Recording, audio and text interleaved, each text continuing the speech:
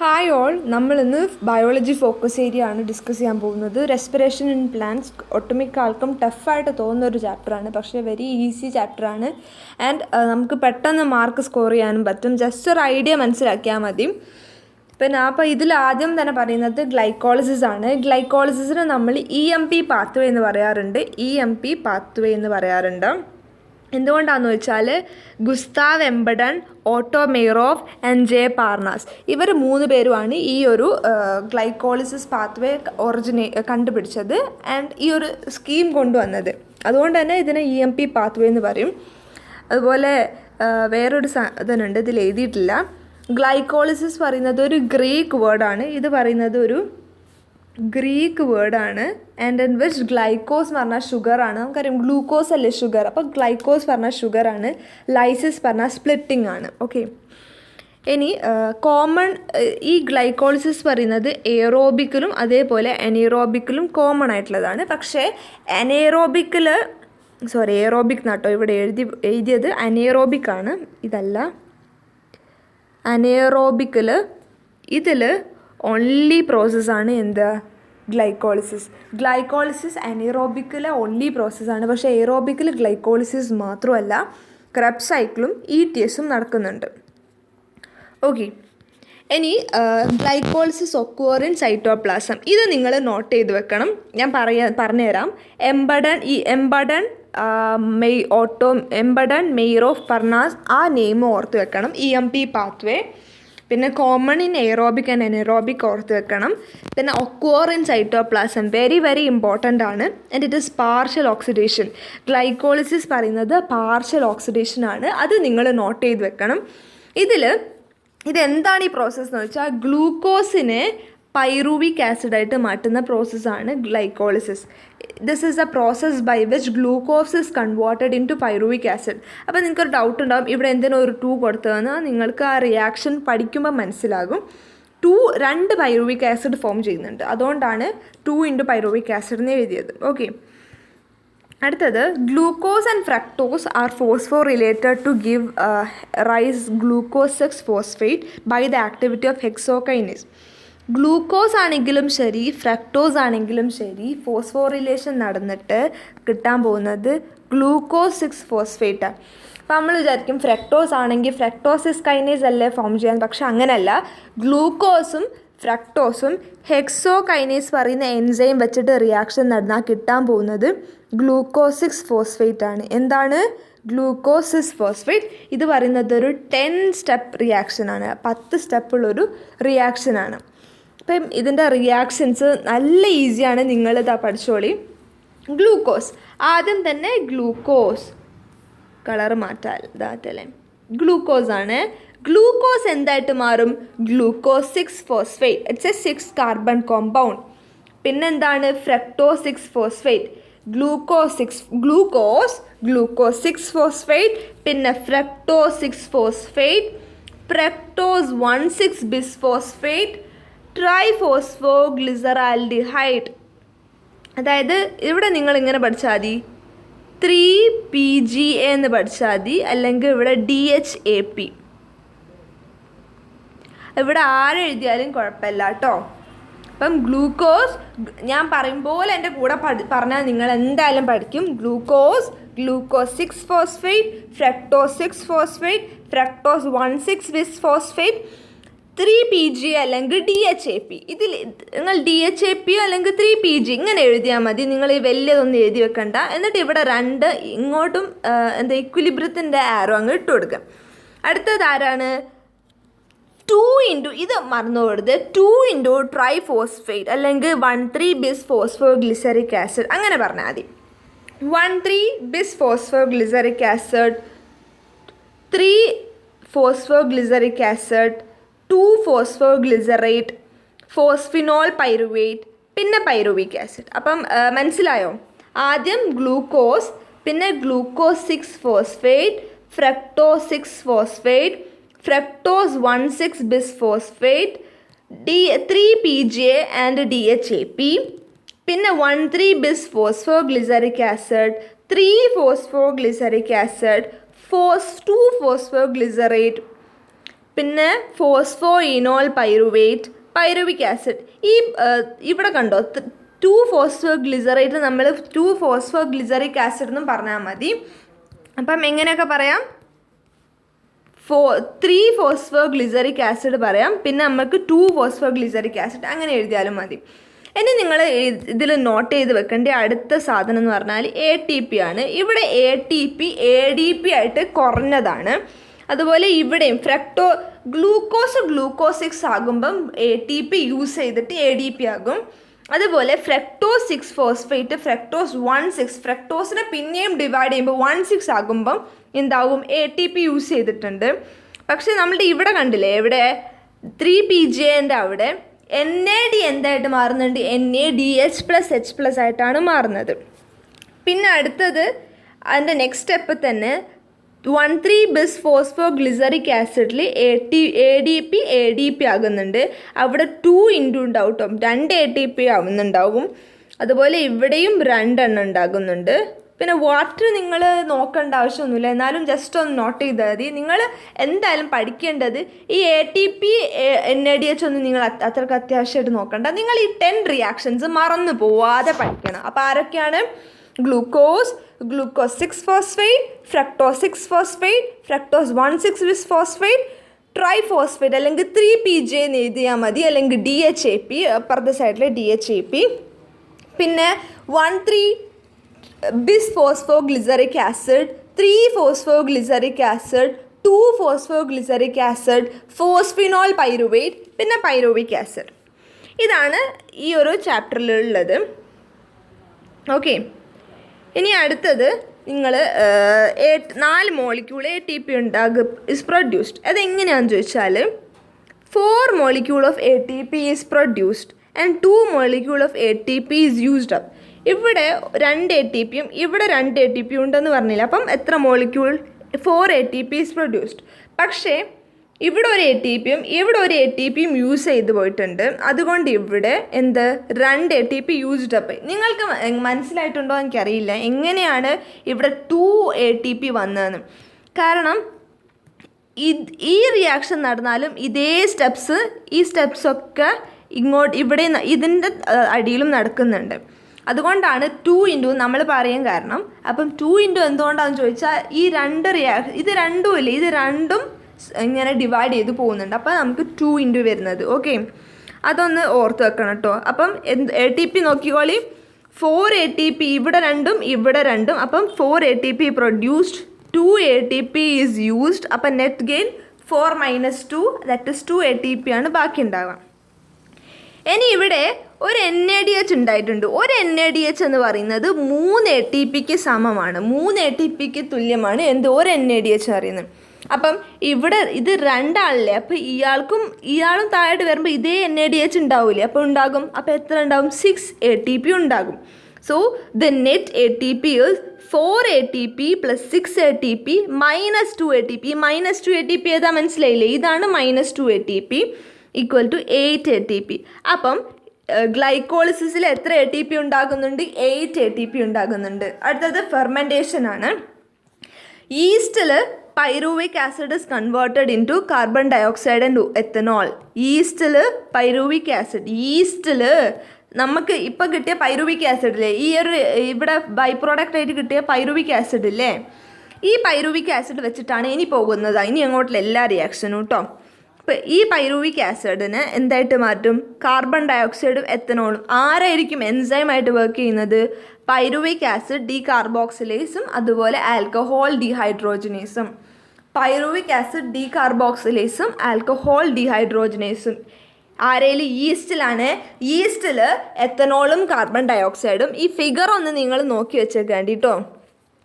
നിങ്ങൾ ഇവിടെ കണ്ടോ, പൈറുവിക് ആസിഡ് NADH NAD ആയിട്ട് ലാക്റ്റിക് ആസിഡ് ഉണ്ടാവുകയും ഇവിടെ എത്തനോളും കാർബൺ ഡയോക്സൈഡും ഉണ്ടാകുകയും ചെയ്യുന്നുണ്ട്. അടുത്തതാണ് ലാക്റ്റിക് ആസിഡിൻ്റെത് പറയാൻ പോകുന്നത്. ബാക്ടീരിയയിൽ pyruvic acid is converted into lactic acid. ബാക്ടീരിയയിൽ പൈറുവിക് ആസിഡ് എന്തായിട്ട് മാറുന്നുണ്ട്? ലാക്റ്റിക് ആസിഡ് ആയിട്ട് മാറുന്നുണ്ട്. അവിടുത്തെ എൻസൈം ലാക്ടേറ്റ് ഡീഹൈഡ്രോജനേസ്. 2 പ്രോസസ്സും അതുപോലെ 2 പ്രോസസ്സിലുള്ള എൻസൈമിനെയും മാറിപ്പോവാതെ പഠിക്കണം. ഈസ്റ്റിൽ കാർബൺ ഡയോക്സൈഡും എത്തനോളുമാണ്. Pyruvic acid decarboxylase and alcohol dehydrogenase ആണ്. ബാക്ടീരിയയിൽ ലാക്റ്റിക് ആസിഡ് ആണ് ഉണ്ടാകുന്നത്, ലാക്റ്റേറ്റ് ഡീഹൈഡ്രോജനേസ്, മറന്നു പോകരുത്. ഈ ലാക്റ്റിക് ആസിഡ് ഫെർമെൻറ്റേഷൻ നമ്മളുടെ മസിലിലെ എക്സസൈസിൻ്റെ സമയത്തൊക്കെ അതാണ്. മസിൽ ഡ്യൂറിങ് എക്സസൈസ് ഇവൻ oxygen is inadequate four cellular respiration. നമ്മൾ ഓടിക്കഴിഞ്ഞാൽ ആദ്യമായിട്ടൊക്കെ ഓടിക്കഴിഞ്ഞാൽ നമുക്ക് ഭയങ്കരമായിട്ട് വേദന ഉണ്ടാവില്ല. കാരണം അത് ലാക്റ്റിക് ആസിഡ് ഉണ്ടാവുന്നത് കൊണ്ടാണ് കേട്ടോ. അപ്പം ഇതൊന്ന് നോക്കി വെക്കേ. Here the reducing agent is NaDH+H+, which is reoxidized to NaD. അപ്പോൾ നമ്മൾ കഴിഞ്ഞ റിയാക്ഷനിൽ NaDH ഉണ്ടായതായിരുന്നു. ഈ റിയാക്ഷനിൽ NaDH എന്തായിട്ട് ഓക്സിഡേഷൻ നടന്നിട്ട് NaD+ ആയിട്ട് മാറി. ഇതാണ് ഫെർമെൻറ്റേഷൻ. ഇനി എയറോബിക് റെസ്പിറേഷനിൽ നടക്കുന്നത് എവിടെയാണ്? മൈറ്റോകോൺട്രിയയാണ്. അപ്പോൾ ഗ്ലൈക്കോളിസിസ് എവിടെയായിരുന്നു? Yes, it is in cytoplasm. It is a complete oxidation of organic substrate. Glycolysis എങ്ങനെയായിരുന്നു? It is a partial oxidation ആയിരുന്നു. ഇവിടെ എയറോബിക്കിലോട്ട് വരുമ്പോൾ it is a complete oxidation ആണ്. ഇവിടെ നിങ്ങൾക്ക് കാണാം പൈറുവിക് ആസിഡ്. ഞാൻ നേരത്തെ പറഞ്ഞിട്ടുണ്ട് നമ്മളുടെ പൈറുവിക് ആസിഡ് ആയിരിക്കും നമ്മൾ എല്ലായിടത്തും യൂസ് ചെയ്യാം. പൈറുവിക് ആസിഡും കോഎൻസൈം എയും അതുപോലെ NaD+ കൂടെ പൈറുവേറ്റ് ഡിഹൈഡ്രോജനേസ് പറയുന്ന എൻസൈം വെച്ചിട്ട് റിയാക്ട് ചെയ്താൽ അസറ്റൈൽ കോഎൻസൈം എ, ഇതെന്ന് പറയുന്നത് ഒരു 2 കാർബൺ കോമ്പൗണ്ടാണ്. അസറ്റൈൽ കോഎൻസൈം എയും കാർബൺ ഡയോക്സൈഡും NaDH+H+ ഉണ്ടാകുന്നുണ്ട്. ഈ പ്രോസസ്സിന് നമ്മൾ ലിങ്ക് റിയാക്ഷൻ എന്നാണ് പറയുക. ഇപ്പം പൈറുവിക് ആസിഡ് കോഎൻസൈം എ ആയിട്ട് റിയാക്ട് ചെയ്തിട്ട് അസറ്റൈൽ കോഎൻസൈം ഉണ്ടാകുന്നുണ്ട്. ഓക്കെ, അടുത്തത് ട്രൈ കാർബോക്സിലിക് ആസിഡ് കൊണ്ടുവന്നത് ഹാൻഡ് സ്ക്രബാണ്. അതുകൊണ്ട് തന്നെ ഇതിന് ക്രെബ് സൈക്കിൾ എന്ന് പറയും. ഇവിടെ നമ്മൾ നേരത്തെ ഈ ലിങ്ക് റിയാക്ഷനിൽ അസറ്റൈൽ കോഎൻസൈം ഉണ്ടായിട്ടില്ലേ? ഈ അസറ്റൈൽ കോഎൻസൈമിന് നമ്മൾ എന്തുമായിട്ട് റിയാക്ട് ചെയ്യുക? Acetyl coenzyme oxalo acetic acid, അതൊരു 4 കാർബൺ കോമ്പൗണ്ടാണ്. പിന്നെ വാട്ടറുമായിട്ട് റിയാക്ട് ചെയ്തിട്ട് സിട്രിക് ആസിഡ് കിട്ടും. ഈ ഒരു പ്രോസസ്സാണ് ഇങ്ങനെ ഒരു സൈക്ലിക് പ്രോസസ്സിനെയാണ് നമ്മൾ ക്രെബ് സൈക്കിൾ എന്ന് പറയാം. ഇതാണ് ക്രെബ് സൈക്കിൾ. വെരി ഈസിയാണ്. നിങ്ങൾ ഫിഗർ കണ്ടിട്ട് അതോ എന്നൊന്നും വിചാരിക്കേണ്ട, വെരി ഈസിയാണ്. പൈറുവേറ്റ് എന്ന് പറഞ്ഞാൽ നമ്മളുടെ pyruvic acid it's A 3 carbon compound. ഇത് ലിങ്ക് റിയാക്ഷൻ ആണ് കേട്ടോ, അപ്പോൾ എന്ത് കിട്ടി? Acetyl coenzyme. ഈ അസറ്റൈൽ കോഎൻസൈം ഈ ഓക്സാലോ അസറ്റിക് ആസിഡ് 4 കാർബൺ ആയിട്ടുള്ള ഓക്സാലോ അസറ്റിക് ആസിഡുമായിട്ട് കൂടിയിട്ട് സിട്രിക് ആസിഡ് ഉണ്ടാക്കുന്നുണ്ട്. ഞാൻ കളറ് മാറ്റാം അപ്പോൾ നിങ്ങൾക്ക് മനസ്സിലാകും. സിട്രിക് ആസിഡ് ഉണ്ടാകുന്നുണ്ട്. ഈ സിട്രിക് ആസിഡ് എന്തായിട്ട് മാറും? Alpha keto glutaric acid. Citric acid alpha keto glutaric acid. ഇവിടെ ഒരു കാർബൺ ഡയോക്സൈഡ് റിലീസ് ചെയ്യുന്നുണ്ട്. അപ്പോൾ ഇവിടെ എന്തായിട്ട് മാറും? ഈ 6 കാർബണുള്ള സിട്രിക് ആസിഡ് 5 കാർബണുള്ള ആൽഫ കീറ്റോ ഗ്ലൂട്ടാരിക് ആസിഡായിട്ട് മാറും. ഇവിടെ ഒരു NaDH ഉണ്ടാകുന്നുണ്ട്. അതൊന്ന് നിങ്ങൾ നോട്ട് ചെയ്ത് വെക്കണം കേട്ടോ. കാരണം ഈ ഒരു ക്രെബ് സൈക്കിളിലെ NaDH ഒക്കെ ഒന്ന് നിങ്ങൾ നോട്ട് ചെയ്ത് വെക്കേണ്ടതാണ്. അപ്പം അസറ്റൈൽ കോഎൻസൈം ഓക്സാലോ അസറ്റിക് ആസിഡുമായിട്ട് റിയാക്ട് ചെയ്തിട്ട് സിട്രിക് ആസിഡ് 6 കാർബൺ കോമ്പൗണ്ട് ഉണ്ടാകും. അടുത്ത സ്റ്റെപ്പിൽ ഒരു കാർബൺ ഡയോക്സൈഡ് റിലീസ് ചെയ്തിട്ട് 5 കാർബൺ ആയിട്ടുള്ള ആൽഫ കീറ്റോ ഗ്ലൂട്ടാരിക് ആസിഡ് ഉണ്ടാകും. ഇവിടെ NaDH ഫോം ചെയ്യുന്നുണ്ട്. അടുത്ത സ്റ്റെപ്പിൽ അതുപോലെ തന്നെ ഒരു കാർബൺ ഡയോക്സൈഡ് റിലീസ് ചെയ്യുന്നുണ്ട്. ഒരു കാർബൺ ഡയോക്സൈഡ് റിലീസ് ചെയ്ത് അടുത്തതിൽ എത്ര കാർബൺ ഉണ്ടാകും? Yes, it is 4 carbon compound succinic acid.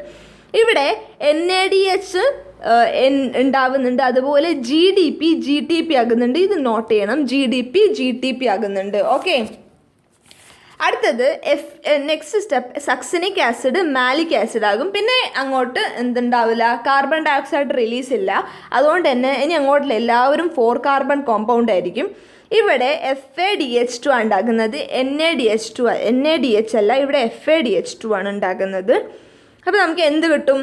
Malic acid കിട്ടും. മാലിക് ആസിഡ് വീണ്ടും നമ്മൾ NaDH റിലീസ് ചെയ്താൽ NaDH എങ്ങനെയാണ് റിലീസ് ചെയ്യുന്നത്? റിഡക്ഷൻ നടന്നിട്ടാട്ടോ. NaD+ന് റിഡക്ഷൻ നടന്നിട്ട് NaDH+H+ ഉണ്ടാകും. അപ്പോൾ ഓക്സാലോ അസറ്റിക് ആസിഡ് ഫോം ചെയ്യും. അപ്പോൾ ഈസി അല്ലേ? എങ്ങനെ? അസറ്റൈൽ കോഎൻസൈം ഓക്സാലോ അസറ്റിക് ആസിഡായിട്ട് റിയാക്ട് ചെയ്തിട്ട് 6 കാർബൺ ആയിട്ടുള്ള സിട്രിക് ആസിഡ് ഉണ്ടാകും. ഒരു കാർബൺ പോയാൽ അത് എന്തായിട്ട് മാറും? 5 കാർബൺ ആയിട്ടുള്ള ആൽഫ കീറ്റോ ഗ്ലൂട്ടാരിക് ആസിഡായിട്ട് മാറും. അത് കഴിഞ്ഞിട്ട് അത് ഒരു കാർബൺ കൂടെ റിലീസ് ചെയ്തിട്ട് 4 കാർബൺ സക്സിനിക് ആസിഡായിട്ട് മാറും. പിന്നെ അത് മാലിക് ആസിഡ്, വീണ്ടും ഓക്സാലിക് ആസിഡ്. ഇതാണ് റിയാക്ഷൻ. പിന്നെ ഇതിൽ നിങ്ങൾ NaDHഉം അതുപോലെ FADH2ഉം അതുപോലെ GTPയും ഉണ്ടാകുന്ന സ്ഥലങ്ങൾ പഠിച്ചു വെക്കണം. ഓക്കെ, ഇവിടെ ഉണ്ടാകുന്ന ATP production during aerobic respiration. ആദ്യം നമ്മൾ പഠിച്ചു ഗ്ലൈക്കോളിസിസിൽ 8 ATP ആണ്, മൊത്തം 10 ATP ഉണ്ടായിരുന്നു. പക്ഷെ എങ്ങനെ നിങ്ങൾക്ക് മനസ്സിലായില്ലേ? ഞാൻ നേരത്തെ ഫിഗർ കാണിച്ചു തരാം. ഇവിടെ കണ്ടോ, ഇവിടെ 8 ATP ഫോം ചെയ്താണ്ടല്ലേ. 4 ATP നമ്മളുടെ ATPയിൽ നിന്നും 6 ATP NaDHൽ നിന്നുണ്ടായി. അപ്പോൾ റെസ്റ്റ് നമുക്ക് എത്ര കിട്ടി? 8 ATP കിട്ടി. എന്ത് കിട്ടി? 8 ATP കിട്ടി. ആ 8 ATP ആണ് ഇവിടെ നമ്മൾ പറഞ്ഞിട്ടുള്ളത്. ഓക്കെ, അപ്പം ഗ്ലൈക്കോളിസിസിൽ 8 ATP ഉണ്ടായിട്ടുണ്ട്. പിന്നെ ലിങ്ക് റിയാക്ഷൻ നേരത്തെ ഞാൻ പറഞ്ഞിട്ടുണ്ട്. ഇതാണ് ലിങ്ക് റിയാക്ഷൻ. ഇവിടെ നിങ്ങൾ കണ്ടിട്ടുണ്ടോ എന്ന് എനിക്കറിയില്ല. ഒരു NaDH ഉണ്ടായിട്ടുണ്ട്. ഒരു NaDH ഉണ്ടായിട്ടുണ്ടെങ്കിൽ അവിടെ എന്തായിരിക്കും? 3 ATP ഉണ്ടാകും. ഒരു NaDH പറഞ്ഞാൽ 3 ATP ആണ്. പക്ഷേ ലിങ്ക് റിയാക്ഷനിൽ ഒരാൾ മാത്രമല്ലല്ലോ, ഒരു പൈറുവിക് ആസിഡ് മാത്രമല്ലല്ലോ ഉള്ളത്, 2 പൈറുവിക് ആസിഡ് ഉണ്ട്. 2 പൈറുവിക് ആസിഡ് ഉള്ളത് കൊണ്ട് തന്നെ എന്തുണ്ടാകും? 2 NaDH ഉണ്ടാകും. അപ്പം 6 ATP ഉണ്ടാകും. അപ്പോൾ 6 ATP ഉണ്ടാക്കുന്നുണ്ട് കേട്ടോ. അപ്പം ലിങ്ക് റിയാക്ഷനിൽ 6 ATP. അടുത്തത് ക്രബ് സൈക്കിളിൽ നോക്കി ഒരു NaDH ഇവിടെ കളർ മാർക്ക് ചെയ്ത് തരാം. ഒരു NaDH ഇവിടെ, ഒരു NaDH ഇവിടെ, ഒരു NaDH ഇവിടെ. അപ്പം മൊത്തം എത്ര NaDH ഉണ്ടാക്കുന്നുണ്ട്? 3 NaDPH. പക്ഷേ പൈറുവിക് ആസിഡ് ഒന്നല്ലല്ലോ ഉള്ളത്, 2 പൈറുവിക് ആസിഡാണ് നമ്മൾക്ക് ഗ്ലൈക്കോളിസിസിൽ ഫോം ചെയ്യുന്നത്. അപ്പോൾ ഒരു 2 ക്രബ് സൈക്കിളും ഉണ്ടാകും. അപ്പം 6 NaDH. 3 NaDHന് പകരം നമുക്ക് ഇവിടെ 3 NaDH എന്നാണ് നമ്മൾ പറയുക. പക്ഷേ 6 ഇങ്ങനത്തെ 2 ക്രബ് സൈക്കിൾ നടക്കുന്നുണ്ട്. ഒരു ക്രബ് സൈക്കിൾ മാത്രമല്ല, 2 ക്രബ് സൈക്കിൾ നടക്കുന്നതുകൊണ്ട് 6 NaDH. അപ്പം ഒരു NaDHന് എത്ര ATP ആണ്? 3 ATP. അപ്പം 6 NaDH ആണെങ്കിലോ? 6 NaDH ആണെങ്കിൽ എത്ര ATP ആയിരിക്കും? 6 × 3 എത്ര? 18 ATP ആയിരിക്കും. 18 ATP ആയിരിക്കും. പിന്നെ 2 FADH. ഒരു FADH2 അല്ല, 2 FADH2 ഉണ്ടാക്കുന്നുണ്ട്. ഒരു FADH2 എന്ന് പറഞ്ഞാൽ 2 ATPക്ക് തുല്യമാണ്. അങ്ങനെയാണെങ്കിൽ 2 FADH2 ഉണ്ടാകുന്നുണ്ടെങ്കിൽ എത്ര ATP ഉണ്ടാക്കുന്നുണ്ട്? 4 ATP ഉണ്ടാകുന്നുണ്ട്. എത്ര ATP ഉണ്ടാകുന്നുണ്ട്? 4 ATP. പിന്നെ ഒരു GTP പറയുന്നത് ഒരു ATPക്ക് തുല്യമാണ്. അപ്പം 2 GTP ഉണ്ടാകുന്നുണ്ട്. ഇവിടെ ഒരു GTP ഉള്ളെങ്കിൽ രണ്ടാമത്തെ ക്രബ് സൈക്കിളിൽ ഒരു GTP കൂടി ഉണ്ടാകും. അപ്പോൾ 2 ATP, അപ്പോൾ ഒരു ATPയും കൂടെ. അപ്പോൾ ഇതൊന്ന് നിങ്ങൾ കൗണ്ട് ചെയ്തേ. 8 + 4 22, 22 + 2 എത്രയാണ്? 24. ഈ 24ഉം ഈ 6ഉം എത്രയാണ്? 30. പിന്നെ ഈ 8ഉം കൂടി കൂട്ടി എത്ര കിട്ടും? 38. അപ്പോൾ മൊത്തം 38 ATP. പക്ഷേ നെറ്റ് ഗെയിൻ എന്ന് പറയുന്നത് 36 ATP ഉണ്ടാകും. കാരണം എന്താ? നിങ്ങളോട് എത്ര ATP ആണെന്ന് ചോദിച്ചാൽ 38 ATP ആണെന്ന് ചോദിച്ചാൽ മതി. ഇനി മൈറ്റോകോൺട്രിയയിലോട്ട് പോകുമ്പം മൈറ്റോകോൺട്രിയയിലോട്ട് പോകുന്നുണ്ട്. അപ്പോൾ ATPക്ക് എന്ത് സംഭവിക്കും എന്ന് ചോദിച്ചാൽ നിങ്ങൾ 36 എന്നാണ് പറയേണ്ടത്. കാരണം സൈറ്റോപ്ലാസത്തിൽ നിന്ന് മൈറ്റോകോൺട്രിയയിലോട്ട് പോകും 2 ATP നമ്മൾ യൂസ് ചെയ്യുന്നുണ്ട്. അതുതന്നെയാണ് ഇത്രയും പറഞ്ഞ സംഗതികളാണ് ഈ ഒരു ഇതിൽ വന്നിട്ടുള്ളത്. പൈറുവിക് ആസിഡ്, NaDയും FAD+ഉം വാട്ടറും ADP + ഫോസ്ഫേറ്റും ഒക്കെ റിയാക്ട് ചെയ്തിട്ട് ഇവിടെ മൈറ്റോകോൺട്രിയൽ മാട്രിക്സിൽ റിയാക്ട് ചെയ്തിട്ട് കാർബൺ ഡയോക്സൈഡ് ഇവിടെ 3 കാർബൺ റിലീസ് ചെയ്തിട്ടില്ലേ? ഒരു കാർബൺ ഇവിടെ, ഒരു കാർബൺ ഇവിടെ, ഒരു കാർബൺ ഇവിടെയും കണ്ടോ? ഒന്ന് ലിങ്ക് റിയാക്ഷനിലും 2 ക്രബ് സൈക്കിളിലും. അപ്പം 3 കാർബൺ ഡയോക്സൈഡും 4 NaDH. 4 NaDH 4ൻ്റെ ഇതുണ്ട്, 4 കേട്ടോ ഉണ്ടാവുക. 3 കാർബൺ ഡയോക്സൈഡ് അല്ല ശരിക്കും. എത്ര ഉണ്ട്? 6 കാർബൺ ഡയോക്സൈഡ് ഉണ്ട്. 8 NaDH ഉണ്ടാകും. ഇവിടെ നമ്മൾ 4 എന്ന് പറഞ്ഞാൽ മതി. പിന്നെ ഒരു FADH2. ഇതൊന്ന് നോക്കി വെച്ചേക്കാണ്ടി കേട്ടോ. ഇമ്പോർട്ടൻ്റ് ആണോന്ന് വെച്ചാൽ നിങ്ങൾ ഇത്രയും ക്രബ് സൈക്കിളിൽ പഠിച്ചിട്ടുള്ള എല്ലാം എന്തുണ്ട് ഈ ഒരു ഫിഗറിൽ നിങ്ങൾക്ക് ഈ ഒരു ടേബിളിൽ കാണാം. അടുത്തത് ETSനെ പറ്റി പറയുകയാണെങ്കിൽ നിങ്ങൾക്ക് ചിലപ്പോൾ ഞാൻ എഴുതിയത് കണ്ടിട്ട് ദേഷ്യം വരാൻ മതി. എന്നാലും നിങ്ങൾ ജസ്റ്റ് ഞാൻ പറയുന്നത് നോട്ട് ചെയ്ത് വെക്കാം. ETS present in inner mitochondrial membrane. Inner mitochondrial മെംബ്രെയിനിലാണെന്ന് നോട്ട് ചെയ്യാം. നമ്മൾക്ക് ഈ ക്രബ്സ് സൈക്കിളിൽ NADH-ഉം FADH2 ഉണ്ടായിട്ടില്ലേ? ആ NADH-ഉം FADH2 ഈ ETSൽ നമ്മൾ യൂസ് ചെയ്യാണ് ചെയ്യുന്നത്. Respiratory process are to release and utilise energy stored in NADH and FADH2. This is accomplished when oxidized through the electron transport system. ഒരു ഇലക്ട്രോൺ ട്രാൻസ്പോർട്ട് സിസ്റ്റത്തിൽ കൂടെ പാസ് ചെയ്യുമ്പോൾ ഈ ഇലക്ട്രോൺ ട്രാൻസ്പോർട്ട് സിസ്റ്റം ആണ് എന്ത് ETS പാസ് ചെയ്യുമ്പം നമ്മൾക്ക് എന്തുണ്ടാകും? ഓക്സിജനും നമുക്ക് വാട്ടർ ഫോം ചെയ്യാൻ വേണ്ടിയിട്ടാണ് നമ്മൾ ETS എന്താക്കുന്നത്. നമുക്കൊരു ഓക്സിജൻ ഉണ്ടാകുന്നുണ്ട്. നിങ്ങൾ ഈ ഏതായിരുന്നു ചാപ്റ്റർ ഏതാണെന്ന് നിങ്ങൾ പറഞ്ഞോ? നിങ്ങൾക്ക് അറിയെങ്കിൽ പറയോ? നിങ്ങൾ ഫോട്ടോസിന്തസിസ് എന്ന ചാപ്റ്ററിലൊക്കെ പഠിച്ചിട്ടുണ്ടാകും. ഓക്സിജൻ റിലീസ് ചെയ്ത് വാട്ടർ സ്പ്ലിറ്റിംഗ് സമയത്ത് ഓക്സിജൻ റിലീസ് ചെയ്തിട്ടുണ്ടെന്നൊക്കെ. അപ്പോൾ ആ ഓക്സിജനാണ് ഇത്. അത് നിങ്ങൾ പേടിക്കേണ്ട. ഒരു ഓക്സിജൻ ഉണ്ടാകുമെന്ന് വിചാരിക്കാം. ആ ഓക്സിജന് കുറേ ഹൈഡ്രജൻ ഈ ETS കൂടെ ഒക്കെ പാസ് ചെയ്തിട്ട് അവസാനം വരുന്ന Hനെ ക്യാരി ചെയ്തിട്ട് വാട്ടർ ആക്കും. അതാണ് ഈ ETSനെ കൊണ്ടുള്ള ഉപയോഗം. So it is a metabolic pathway through which electron passes from one carrier to another is called the electron transport system. Electrons from the NADH produce mitochondrial matrix through the citric acid cycle are oxidized. എന്തായാലും ഇതൊന്നും നിങ്ങൾ നോക്കണ്ട. എന്തായാലും oxygen act as the final hydrogen acceptor എന്ന് പഠിച്ചു വെക്കുക. ആരാണ്? Oxygen എന്തായിട്ട് മാറും? ഫൈനൽ ഹൈഡ്രജൻ ആക്സെപ്റ്റർ എന്ന് പഠിച്ചു വെക്കുക. ഓക്കെ, എന്തെങ്കിലും ഡൗട്ട് ഉണ്ടോ? ഇനി അടുത്തൊന്ന് നിങ്ങൾ പഠിച്ചു വെക്കണം കേട്ടോ. The light energy that is utilised for production of proton gradient required for the phosphorylation in respiration is the energy of oxidation reduction utilisation the same process. ഇതിനാണ് നമ്മൾ ഓക്സിഡേറ്റീവ് ഫോസ്ഫോറിലേഷൻ എന്ന് പറയുന്നത്. ലൈറ്റൊക്കെ യൂസ് ചെയ്തിട്ട് നമ്മൾ ഈ ഓക്സിഡേഷനും റിഡക്ഷനും ഒക്കെ നടക്കുന്നില്ലേ ഈ ഒരു പ്രോസസ്സ് റെസ്പിറേഷനിൽ. ഇതുകൊണ്ടാണ് ഇതിനെ നമ്മൾ എന്ത് പറയാം? ഓക്സിഡേറ്റീവ് ഫോസ്ഫോറിലേഷൻ എന്ന് പറയും. അപ്പം ഈ കാണുന്ന ഫിഗർ നിങ്ങളുടെ ഏത് ചാപ്റ്ററാണ്? നിങ്ങളുടെ ETS ആണ്. നിങ്ങളുടെ ടെക്സ്റ്റ് ബുക്കിലുള്ള ETS ആണ്. പക്ഷെ ഞാൻ നിങ്ങൾക്ക് മനസ്സിലാകാൻ വേണ്ടിയിട്ട് ഞാൻ വേറൊരു ഫിഗർ വരച്ചു തരാം. നിങ്ങൾക്ക് മനസ്സിലാകുമോയെന്നൊന്നും എനിക്കറിയില്ല. ഇനിയോ ഞാൻ വരച്ചു തരാം. ഇങ്ങനെ ഒരു പെട്ടെന്ന് മനസ്സിലാക്കാൻ വേണ്ടിയിട്ടാട്ടോ ഇങ്ങനെ ഒരു റെക്റ്റാങ്കിൾ വരച്ചിട്ട് ആദ്യം തന്നെ ഇതിൽ കൊള്ളുമെന്നാണ് എൻ്റെ ഒരു സംശയം. ഒരു ബോക്സ് വരച്ചിട്ട് ഇവിടെ നിങ്ങൾ NADH2 കൊടുക്കുക പുറത്ത്.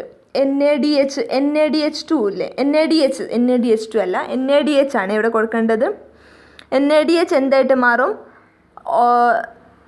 ഓക്സിഡേഷൻ സംഭവിച്ചിട്ട് NAD+ ആയിട്ട് മാറും. അപ്പം ഉള്ളിൽ FMN നോട്ട് ചെയ്ത് വെക്കണം. നിങ്ങളുടെ ടെക്സ്റ്റ് ബുക്ക് ഈ ഫിഗറിലുള്ളത് തന്നെയാണ്. FMN എന്തായിട്ട് മാറും? FMNH2 ആയിട്ട് മാറും. അപ്പം ഇവിടെ എന്ത് സംഭവിക്കും? ഒരു 2 ഹൈഡ്രജൻ റിലീസ് ചെയ്യുന്നുണ്ട്. കണ്ടോ? ഈ ഫിഗറിലും കണ്ടോ? ഇവിടെ 4 ഹൈഡ്രജൻ ഉണ്ട്. പക്ഷേ ഇവിടെ 2 ഹൈഡ്രജൻ നിങ്ങൾ വിചാരിക്കാം. എന്നിട്ട് ഇവിടുന്ന് ഇലക്ട്രോൺ ഇങ്ങനെ പാസ് ചെയ്യുന്നുണ്ട് കേട്ടോ. ഇവിടുന്ന് 2 ഇലക്ട്രോൺ വന്നിട്ട് FeS എന്ന് പറയുന്നൊരു സിസ്റ്റത്തിലോട്ട് പാസ് ചെയ്യും. അവിടെ നിന്ന് എങ്ങോട്ട്? യുബിക്വിനോളായിട്ട് മാറും. യുബിക്വിനോൾ എന്തായിട്ട് മാറും? യുബിക്വിനോൾ. UQ എന്ന് പഠിക്കാം. നിങ്ങളുടെ ടെക്സ്റ്റ് ബുക്കിൽ വേറെ മോഡലാണ്. UQ എന്തായിട്ട് മാറും? യുബിക്വിനോളായിട്ട് മാറും. UQH2 ഇങ്ങനെ മാറും. ഓക്കെ, നിങ്ങൾക്ക് മനസ്സിലാവുന്നുണ്ടോ അറിയില്ല. ഇവിടെ നിന്ന് 2 ഇലക്ട്രോൺസ് വന്നിട്ട് FeS കൂടെ പോകും. അത് വന്നിട്ട് ആ 2 ഇലക്ട്രോൺ യുബിക്വിനോളിൽ കയറിയിട്ട് യുബിക്വിനോളാകും. ഇവിടെ എന്തുണ്ടാകും? ഒരു സൈറ്റ് B ഉണ്ടാകും. ഇവിടെ സൈറ്റ് B ആണ് കേട്ടോ, B.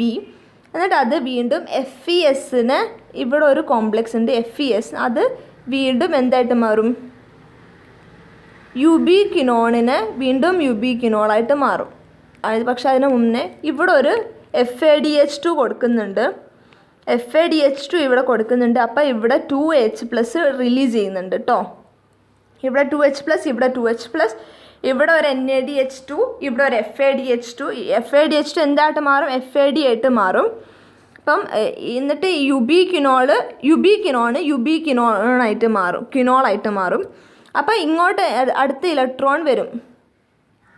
ഈ അടുത്തത് എങ്ങോട്ടാണ് പോകുകയെന്ന് വെച്ചാൽ സൈറ്റ് C1 എന്ന് പറഞ്ഞൊരു കോംപ്ലക്സ് ഫോം ചെയ്യും.